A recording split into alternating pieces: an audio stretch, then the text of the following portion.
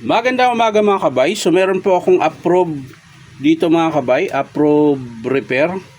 So job number nito mga kabay 39909. Ayan. So ang model pala nito mga kabay dito 5133. So ang papalitan dito mga kabay, ito spindle. Yan, bago po yan. Piston, gear, tapos cooler, spring, o-ring, at yung kanyang lever. Ayan. So, yan po yung kakabit natin dito mga kabay. So, tara, samahan nyo po ako. So, yan mga kabay, naluwagan na natin yung screw. Tatanggalin na po natin yung screw. Ayan. Tapos sunod itong lever. So, ipitin mo lang ng long nose yan o kaya plies. Ikutin mo. Yan. Tapos, galaw-galawin mo lang mga kabay. Yan. Aangat na yan. Yan. So, ito mga kabay, ginawan lang ng customer ng paraan. Ayan, in-epoxy. Dahil nasira po yung kanyang lever. So, ito na po yung ipapalit natin ngayon. Ayan. Bago po yan. Yan. Tapos, uga-ugain nyo lang mga kabay. Kasi ang tatanggalin lang natin dito itong kanyang casting or bearing housing. Dapat pala inuna ko ito mga kabay. Pagkalas. Yan. So tabi natin to dito dahil wala po tayong papalitan dyan. Dito po tayo magpapalit sa kanyang spindle. Ayan, pagkalasin mga kabay, susungkitin nyo lang. Yan. Tapos, meron niyang ring. Lock, ayan. So, gamit lang kayo ng matulis para masundot nyo po. Ayan. Ayan, nakalas na. Tapos, yung bulitas, sungkitin nyo lang. Ingatan nyo lang, baka tumalsik, mawala. Tapos tulak nyo pababa. Yan. So ito po yung papalitan natin.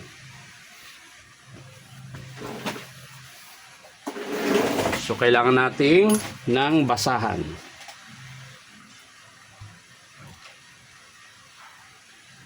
Dito yung striker. Hindi, nandun. Naiwan. Tabi natin yung luma. Tanggalin natin yung striker mga kabay. Ito yung striker. So magpapalit tayo dito ng o-ring. Ayan. Sira na po yung kanyang o-ring. Sana yung o-ring niya.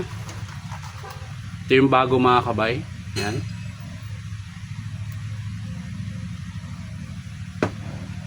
Tapos ito washer, tapos kailangan yung kalasin itong screw.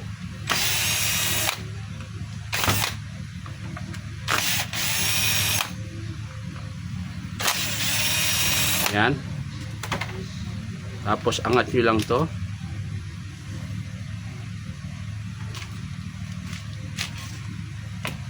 At syempre ito, dahil magpapalit ho tayo ng ito, papalitan natin tong gear tsaka cooler. Ayan. Pero kailangan natin tong hugutin dahil magpapalit tayo ng piston. Hindi mo yun mahuhugot yung piston hanggat di mo mahugot yung intershaft. So kailangan mong baklasin yung screw na dalawa, kabilaan yan. Ayan. Tapos angat nyo. Ayan. So ito yung papalitan natin. May kukunin lang tayo dito, ililipat doon sa bago. Siyempre yung kanyang pin, ito. At yung kanyang shim, ayan. Ito po yung ililipat natin dito sa bago. Ayan. Tapos balik natin ito.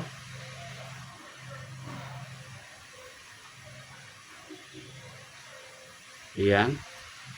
So sa mga gusto magpa-repair mga kabay, punta lang kayo dito sa Powerman Hardware, 530 T. Alonso, Santa Cruz, Manila. Yan. Oops.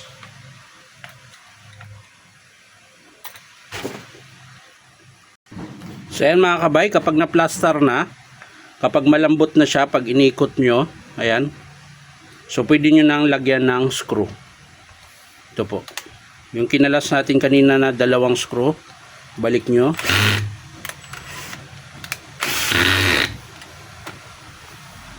So ayan, nalagyan na natin yung dalawang screw. So balik natin ito. Syempre yung bagong cooler, kabit natin. Ito yung cooler na bago. Dito yan.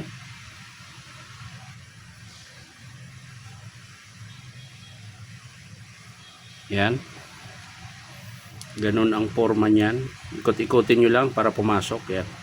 So pumasok na siya mga kabay. So ang sunod niyan mga kabay, itong kinalas natin. Hindi ko na tinanggal yung grasa niya dahil bagong lagay yan. Yan.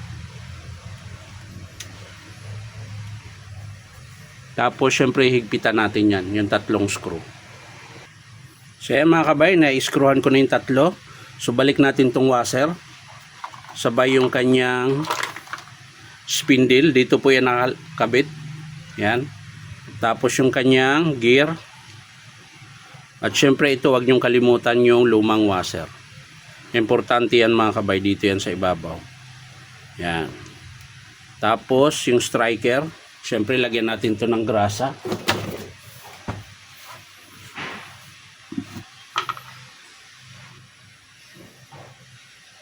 Yan.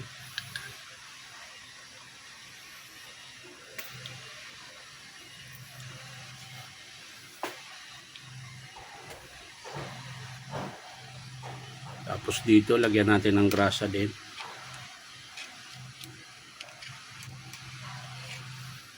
Yan, ayos na yan. Kakalat naman yan mga kabay. Tapos suksok nyo itong spindle.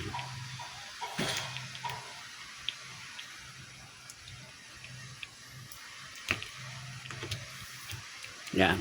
So ganun po yung forma niya. Yan. Yung spring pala mga kabay, hindi ko napalitan. Ito, kailangan ko itong palitan. Itong spring na ito mga kabay, luma to, inunat ko lang dahil bumaluktot po yan. So papalitan natin ng bago. Ito yun. Ito yung spring na bago. So ganun lang yung pagkabit mga kabay. Yan.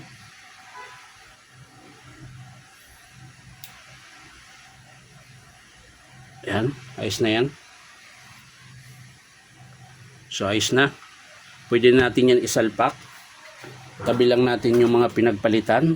Spindle, piston, gear, tsaka cooler, tsaka yung spring nya. Yan. So pwede natin itong ibalik dito. Kalang.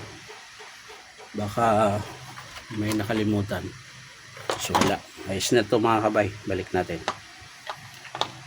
Yan.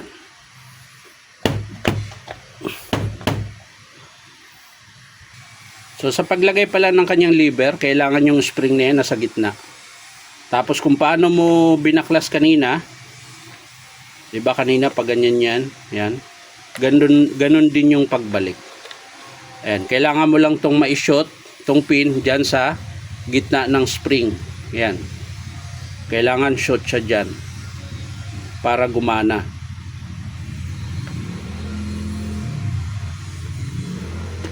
Yan. Yan. So ayos na. Testing natin. Ayan. Hammer. Chipping. So gumana siya. Balik natin sa hammer. Tapos drill. Yan. Tapos testing natin yung mamaya. Yan. Tumunog na. Ibig sabihin mga kabay, kapag tumunog, gumana na yung clutch niya. So ang sunod, yung spring na binaklas natin. Ito. Mauna yung spring, washer. Yan. Tapos yung kanyang bulitas. Ito yung naglalak sa bala. Tapos balik natin bago na yung cooler niya. Ayan. Ito na yung cooler niya. Tapos yung ito yung pinakalock. Ayan, balik nyo lang to. Iba na yung lock nya.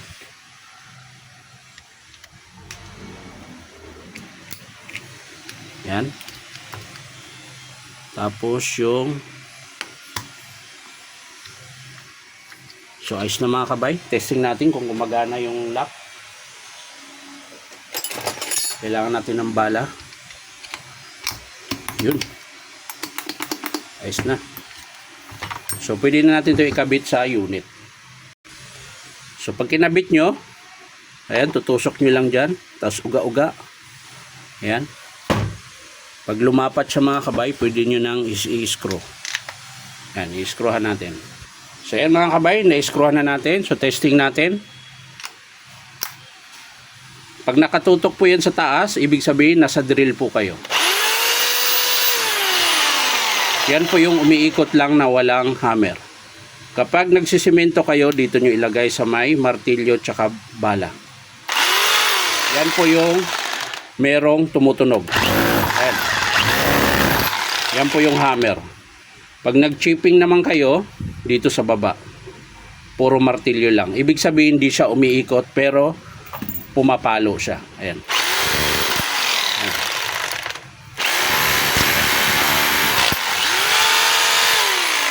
So okay na mga kabay, maraming salamat sa panunood at palike and share na rin po. At syempre po, baka pwede makahingi sa inyo isang subscribe dito po sa aking YouTube account na Inom Tabay. So maraming salamat. Ulitin ko mga kabay, sa mga gusto magpa-repair, punta lang kayo dito sa Powerman Hardware 530 T. Alonso, Santa Cruz, Manila. Bye-bye!